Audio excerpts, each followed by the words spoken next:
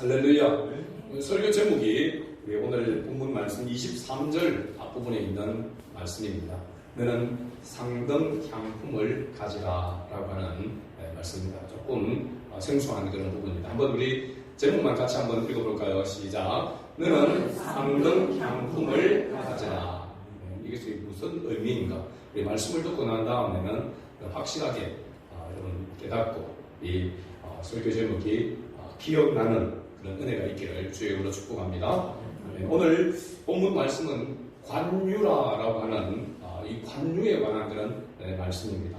이 관유는 제사장이나 제단과 제단 기구와 회막에 발라 거룩하게 하는 기름이라고 이렇게 되어 있습니다.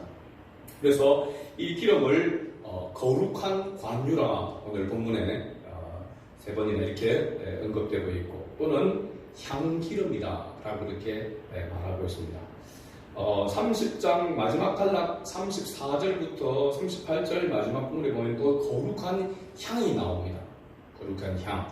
오늘 본문은 향기름을 말하고 있고 참기름이 아니고 향기름입니다. 향기름. 그리고 34절부터는 거룩한 향을 말하고 있는데 34절부터 38절에 보면 거룩한 향을 만들어서 이것을 회막 안 증거궤, 법궤죠. 법궤 앞에 두라라고 했습니다. 그러니까 이건 향수와 같이 향을 나는 그런 용도로 이야기를 하고 있고 오늘 이 관유는 이 향기름은 뭐냐면 회막 안에 성막 안에 있는 모든 기구들에게 바르도록 하는 기름이라고 이렇게 이야기를 하고 있습니다. 그래서 거룩한 관유는 모든 성막 기구를 바르는 기름을 이야기를 하고 있고 거룩한 향은 그야말로 법궤 그러니까 지성소 안에 두어서 향을 내도록 하는 그런 용도. 이 향은 무엇을 상징한다고 했냐면 바로 기도를 성도의 기도의 상징이라고 이렇게 했습니다. 그래서 제가 34절에서 이 38절까지 부분은 따로 다루지 않겠습니다. 그 앞부분에 우리가 분향단이라 할 때에 그 향을 사로서 하나님 앞에 올려드리는 것은 바로 성도의 기도와 같다라고 이렇게 이미 다루기 때문에 그렇습니다. 오늘 이 관유에 대해서 우리가 살펴보게 될 텐데 상등 향품을 먼저 가지라고 여호와께서 모세에게 그렇게 말씀하셨습니다. 이 상등이라고 하는 것은 그야말로 등수를 매길 때에 상등, 중등, 하등이라고 그렇게 나눠질 때 상등은 원래 의미 자체가 히브리 원어 보니까 머리, 그다음에 최고라고 하는 그런 뜻을 가지고 있습니다. 그러니까 최고의 향품을 가지라라고 이렇게 말하고 있는 것이죠. 이 본문에서 말하는 이 향품, 이 상등 향품은 바로 당시 대부분 인도를 비롯해서 그러면 아라비아 지역 외국에서 수입되어진 그러한 향들을 말하고 있습니다. 이것은 하나님께 드리는 가장 좋은 것, 최고의 그런 향품을 말하고 있습니다. 하나님 앞에 들어지는 향인 가운데에서 최고의 상등 향을 말하고 있는 것이죠. 우리가 하나님 앞에 가장 좋은 것, 가장 최고의 것을 드려야 될 이유가 분명히 있는 줄로 믿습니다. 그냥 하나님은 최고의 것을 좋아하시기 때문에 우리가 하나님 앞에 가장 좋은 것, 최고의 것을 드리는 것. 어떻게 보면 의미에서 보면 당연하다라고 할 수 있습니다. 하나님은 만물의 창조주이시고, 그렇죠? 만물의 주인이시기 때문에 이 세상에서 가장 좋은 것, 가장 최고의 것을 하나님께서 받으시기에 합당하신 분 줄로 믿습니다. 또 하나님의 택한 백성, 하나님으로부터 만들어진 피조물은 당연히 하나님 앞에 드릴 때에 가장 좋은 것, 최고의 것을 드리는 것이 합당한 것입니다. 그런데 우리가 여기에서 하나님 앞에 최고의 것, 가장 좋은 것을 드리라고 하는 것은 하나님이 최고의 것에, 가장 좋은 것에 욕심이 있어서 그것을 하나님이 원해서 바치라고 하는 것이 아니라 그 의미는 뭐냐면 하나님이 이 세상에서 최고라고 하는 것, 하나님이 이 세상에서 가장 높으신 분이고 가장 위대한 분이시다고 하는 이 믿음을 가지라고 하는 그런 의미가 여기에 담겨져 있습니다. 우리가 드리는 모든 헌금도 마찬가지입니다. 우리가 하나님 앞에 드리는 헌금은 우리가 믿음의 고백으로 하나님 앞에 드리는 것이죠. 특별히 우리가 드리는 모든 예물 가운데 11조금을 하나님 앞에 드리는 것은 모든 것이 주님께로부터 왔음을 믿음으로 고백하는 그런 마음을 담아서 우리가 하나님 앞에 11조를 드리는 것이죠. 그러니까 하나님 앞에 최고의 것을 드리려고 하면은 먼저 우선적으로 어떤 자세가 필요하냐면 하나님이 최고이십니다라고 하는 이 믿음이 있어야 가능하다는 사실입니다. 아무리 이 세상 만물의 주인이 하나님이시고 하나님 앞에 가장 좋은 것을 드려야 된다 하더라도 우리가 하나님이 나의 삶에 나의 모든 것에서 최고 우선순위라고 하는 것을 믿는 이 믿음이 없이는 하나님 앞에 가장 좋은 것으로 드리고자 하는 그런 마음이 생겨날 수가 없는 것이죠.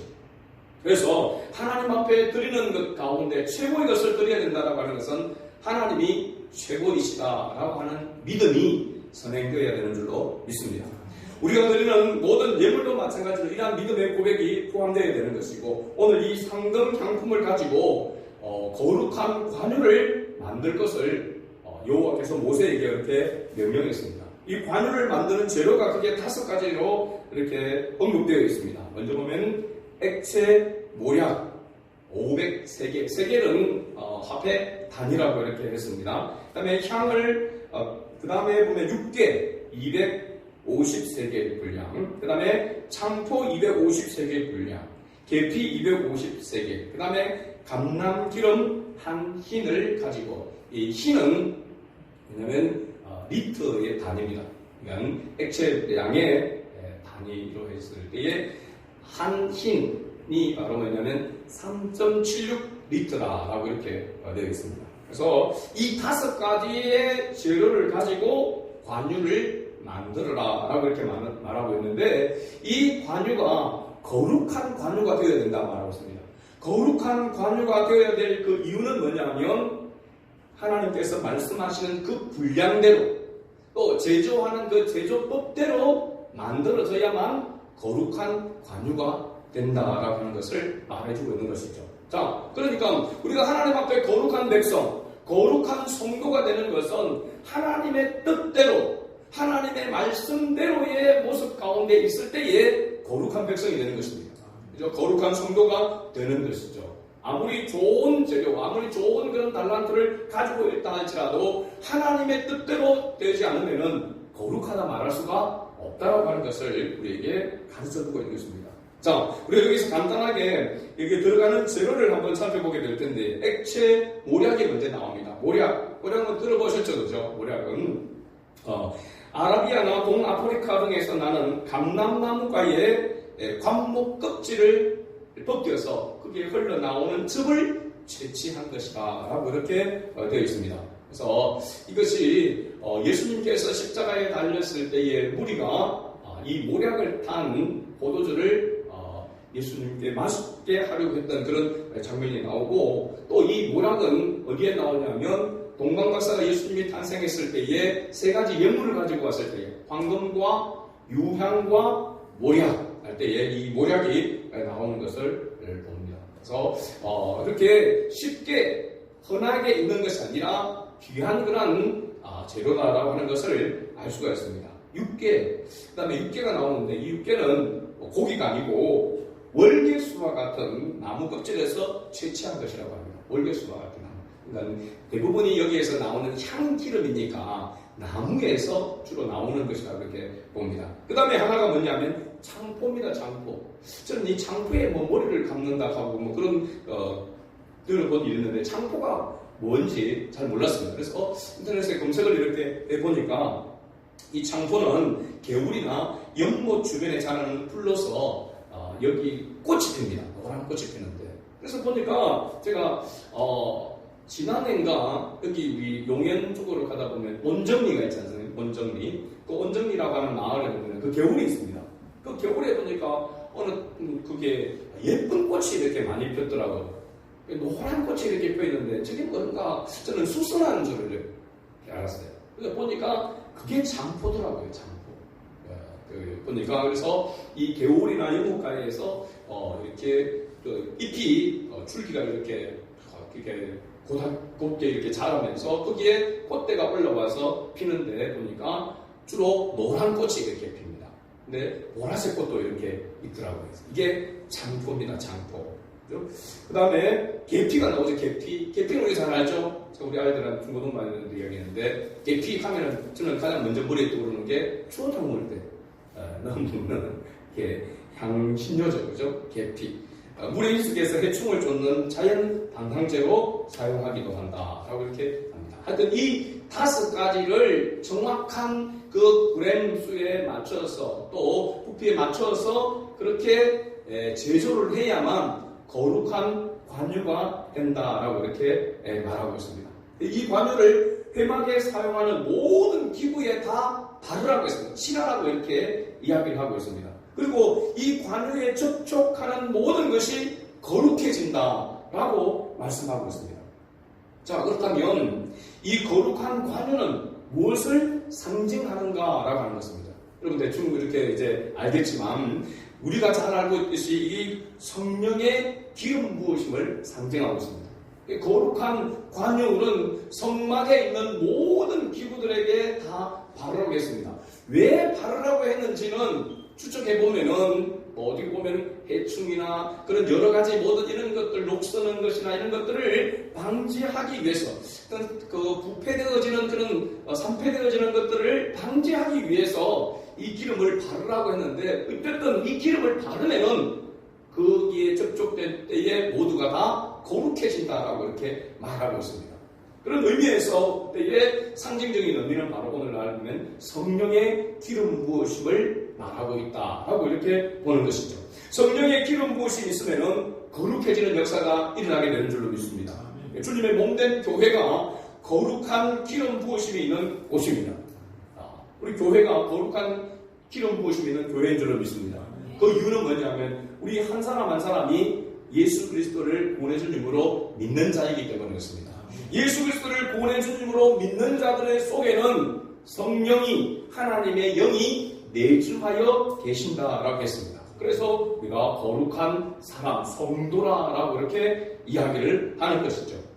그러니까 거룩한 사람들이 모인 곳이니까 당연히 하나님의 기름 부으심, 성령의 기름 부으심이 있는 곳이다라고 하는 것이죠. 그래서 성령의 기름 부으심, 성령이 내주하여 있는 사람들이 모인 곳이 진정한 교회라고 이렇게 말할 수도 있는 것이죠. 성령의 기름 부으심이 있는 곳을 통하여 거룩한 역사가 또한 일어나게 됩니다. 그러니까 우리 한 사람 한 사람이 성령에 충만하고 성령이 임하게 되어지면은 그 가정이 또 그 지역이 그 교회가 하나님의 나라로 거룩한 것으로 확장되어져 가는 것입니다. 우리 가정에서 한 사람이라도 성령 충만함을 받으면은 그 선한 영향력으로 인해서 그 가정이 거룩하게 되어지는 그런 역사가 일어나게 되는 것입니다. 그죠? 그렇게 우리가 날마다 우리 그리스도인들은 성령의 충만함을 보여야 됩니다. 성령이 내주하여 계시지만 이 성령이 충만하게 되는 것은 바로 하나님의 말씀이 왕성해지는 것을 말하고 있습니다. 하나님의 말씀을 따라서 순종하는 삶으로 드러나게 될 때에 바로 이것을 성령 충만이라고 이야기하는 거죠. 그래서 예수 믿는 사람이 가는 곳마다 예수 믿는 사람으로서의 그런 냄새를, 향기를 나타나게 되어지면 그 사람들, 주변의 사람들에게 영향력을 끼쳐서 그들도 거룩해지게 되는 그런 역사가 일어나게 된다는 것입니다. 근데 오늘날 이러한 역사가 잘 나타나지 않는 것은 우리가 예수 믿는다고 하면서도 성령의 충만한 가운데 거하지 못하기 때문에 우리가 가는 곳에, 머무는 곳에서 그리스도의 향기를 드러내야 되는데 그리스도의 향기를 드러내는 것이 아니라 그리스도답지 못한 모습을 드러내기 때문에 그리스도인이 그리스도인다운 모습이 될 수가 없는 것이고 교회가 교회다운 그런 모습이 되지 못하는 그런 불행한 모습이 나타나게 되는 것입니다. 그러기에 사실은 한국 교회의 문제, 우리 교회의 문제, 그 모든 문제의 근원은 바로 뭐냐 하면 우리가 그리스도인다운 모습으로 세워지지 못한 이유 때문이라고 말할 수 있습니다. 그러기에 우리가 나라를 바라보면서 정부를 바라보면서 또 우리가 살고 있는 이 지역 우리 가정을 바라보면서 우리가 문제라고 생각하는 그 문제의 가장 핵심은 바로 어떻게 보면 우리 자신인 줄로 믿습니다. 내가 하나님의 영으로 충만하지 못하고 내가 세워진 곳에서 거룩한 영향력을 드러내지 못하기 때문에 이 사회가 썩게 되어지고 부패하게 되어지고 밝아져야 될 곳이 어두운 모습 가운데 있게 되는 것입니다. 이 세상을 밝히고 부패 썩음을 방지하기 위해서는 우리가 빛과 소금의 역할을 우리가 감당해야 될 줄로 믿습니다. 바로 성령의 기름 부으심을 우리가 가져라. 최고의 것 하나님의 그 영으로 우리가 충만해야 될 이유가 바로 여기에 있는 것입니다. 우리의 거룩함을 회복하게 될 때에 우리 교회가 거룩해지고 우리의 이 지역이 거룩하게 되어지는 그런 역사가 일어나게 될 줄로 믿습니다. 자, 이 거룩한 관유가 성령의 기름 부으시라고 했는데 이 거룩한 관유를 거룩한 목적에만 사용되어야 된다라고 이렇게 말씀하고 있습니다. 거룩한 관유가 되려면 앞에서 얘기했습니다. 정확한 재료와 정확한 분량으로 해서 정확한 제조 방법을 따라서 제조되어야만 거룩한 관유가 될 수 있다고 했는데 거룩한 관유를 만들어도 이것이 거룩한 목적에 따라서 쓰여지지 않는다면 그것 또한 하나님 앞에 합당치 않다라고 말하고 있습니다. 우리가 읽었던 말씀 마지막 절 33절 말씀을 같이 읽습니다. 이와 같은 것을 만드는 모든 자와 이것을 타인에게 붓는 모든 자는 그 백성 중에서 끊어지리라 하라 했습니다. 다시 말하면 거룩한 관유의 목적에 따라서 사용하지 않게 되어지면 백성 중에서 끊어진다라고 그렇게 말하고 있습니다. 거룩한 관유를 거룩한 목적에 따라서 사용해야 된다라고 하는 그런 말입니다. 그럼 이것이 무슨 의미냐? 우리가 예수 믿는 사람은 하나님께서 주시는 은사가 있습니다. 그래서 성령의 은사들을 말합니다. 재능, 달란트라고 이렇게 이야기합니다. 하나님께서 우리에게 주신 성령으로 말미암는 이 은사, 이 재능을 우리가 하나님을 위하여 사용하지 않으면 그것이 헛되다라고 하는 것을 말해주고 있는 것이죠.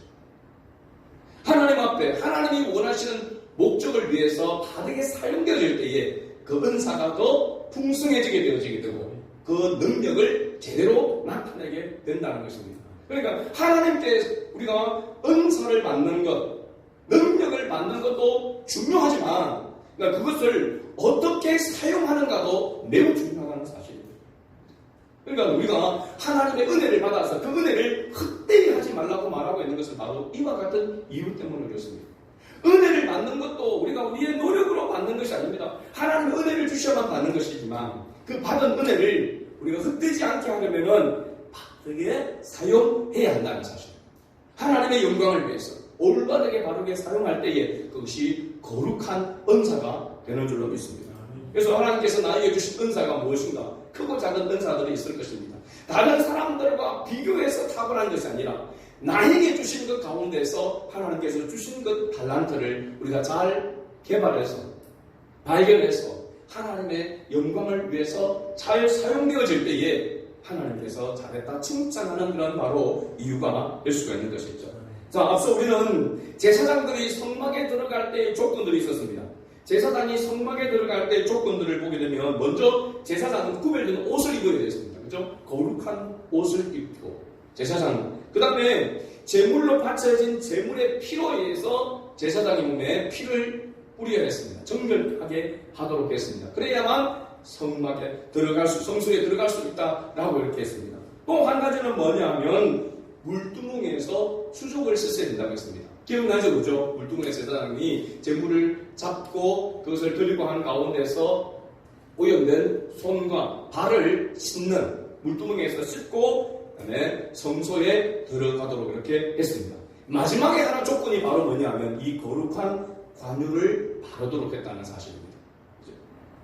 이게 보면 거룩한 옷을 입고 그 다음에 받쳐진 그 피로 말미암아 정결하게 하고 그 다음에 손과 발을 씻고 그 다음에 거룩한 관유를 바르는 이 모습으로 통하여서 성소에 들어가도록 그렇게 하셨다라고 하는 사실입니다.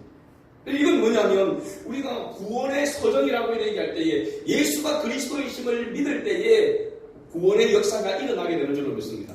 그러나 그 구원이 이루어지는 그 과정을 보면은 뭐가 나타나게 되냐면 예수가 그리스도이심을 하나님이 이 세상 만물의 주인이시고 그 하나님 앞에서 내가 어떤 존재냐를 깨달을 때 뭐가 일어나냐면 회개가 일어나게 됩니다. 죄가 먼저 보이게 되는 거죠. 우리가 하나님 앞에 가려 하나님과 교제할 수 없는 것은 죄의 문제 때문입니다.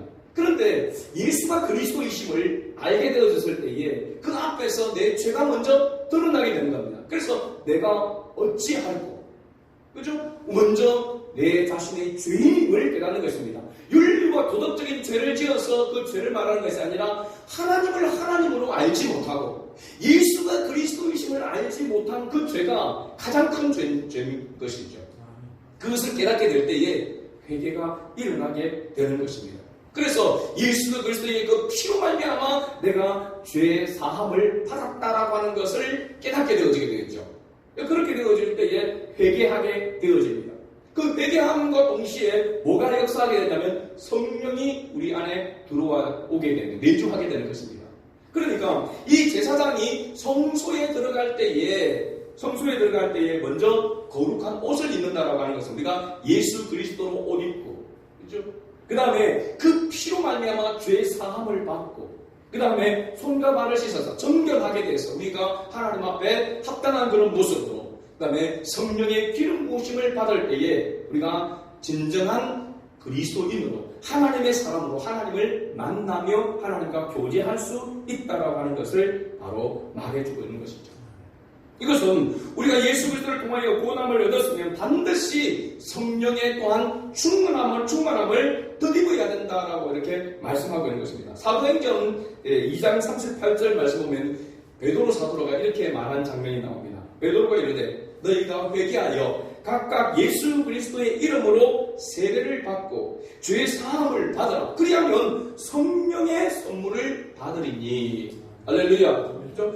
예수 그리스도를 구원의 주님으로 영접하게 될 때에 회개하게 되어지게 되고 세례를 받고 그 다음에 죄 사함을 받게 될 때에 바로 성령이 우리 안에 임하게 되어진다 라고 하는 겁니다. 그래서 이 구원이 이루어지는 것은 이런 회개와 그 다음에 성령의 역사와 말미암아 일어나는 것이 바로 동시다발적으로 동시에 한 번에 일어나게 되는 그런 부분을 말합니다. 그러나 그것을 안에 구분을 해보면은 예수가 그리스도이심을 우리가 알게 되려면 뭘 들어야 됩니까? 복음을 들어야 되잖아요. 복음을 듣고 난 다음에 예수가 그리스도이시고 이 세상 만물의 주인이 하나님이시라는 것을 깨닫게 될 때에, 그러면 내가 하나님 앞에 나아가지 못하는 그 이유가 죄 때문이라는 것을 깨닫게 될 때에 회개가 나오게 되어지는 것이죠. 그 회개를 함과 동시에 우리는 이제는 내가 살아온 방식대로 그 가치대로 살아가는 것은 아니라 성경의 가치관과 세계관으로 살아가게 되는 것이죠. 그런 삶이 바로 변화의 삶, 거듭남의 삶이 되는 것입니다. 그런 삶을 계속해서 살아갈 수 있도록 성령의 기름 부으심으로 충만하게 되어질 때에 그리스도인다운 삶을 살아갈 수가 있는 것입니다. 그래서 회개와 세례 그리고 성령은 동시다발적으로 일어날 수 있는 구원의 과정이다 라고 이렇게 말하는 것이죠. 자, 이런 역사가 나타날 때에 우리는 거듭났다라고 하는 그런 정보로 구원의 확신을 가지게 되는 것이죠. 이런 역사가 없거나 희미하다고 한다면 내가 예수를 믿는다고 하면서 하나님 앞에 예배를 드리면서도 내가 하나님의 자녀인지 내가 구원받은 하나님의 백성인지에 대한 그 확신이 없거나 희미하다라고 한다면 우리는 불행한 삶입니다. 무엇과 같냐면 내 부모가 번듯이 있음에도 불구하고 그 부모를 알아보지 못하고 부모와 교제하지 못하는 것과 같은 그런 모습이라고 말할 수 있습니다. 자녀임에도 불구하고 자녀인 것은 틀림없는데 그 자녀가 부모를 알아보지 못하고 부모와 교제하지 못한다면 얼마나 불행한 그런 모습이 되겠습니까? 이런 사람에게 있어서 가장 중요한 것은 돈이 문제가 아니라 성질이 문제가 아니라 자식이 잘 되고 하는 것이 문제가 아니라 가장 먼저 하나님의 은혜를 구해야 하는 것입니다. 성령의 기름 부으심을 구해야 하는 것입니다. 성령의 충만함을 위해서 기도해야 되는 것이죠. 그래서 그 다음에 바로 세례를 받고 성령의 충만함을 입어야 하는 것입니다. 앞에서도 말씀을 드렸지만 오늘날 교회가 교회되지 못하는 근본적인 이유, 그것은 우리 그리스도인들이 성령의 충만함을 입지 못했기 때문입니다.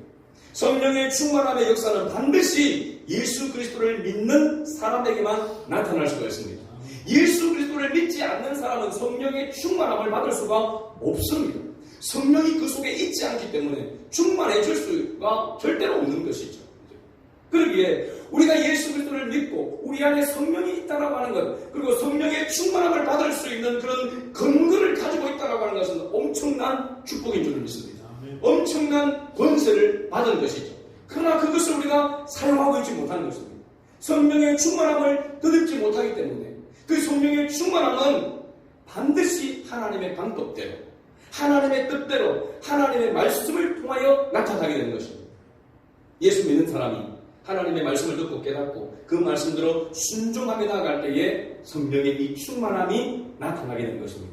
말하는 것이 달라지게 되고 행동하는 것, 그 모든 것이 달라지는, 변화되는 그런 역사의 모습이 일어나게 되는 거죠.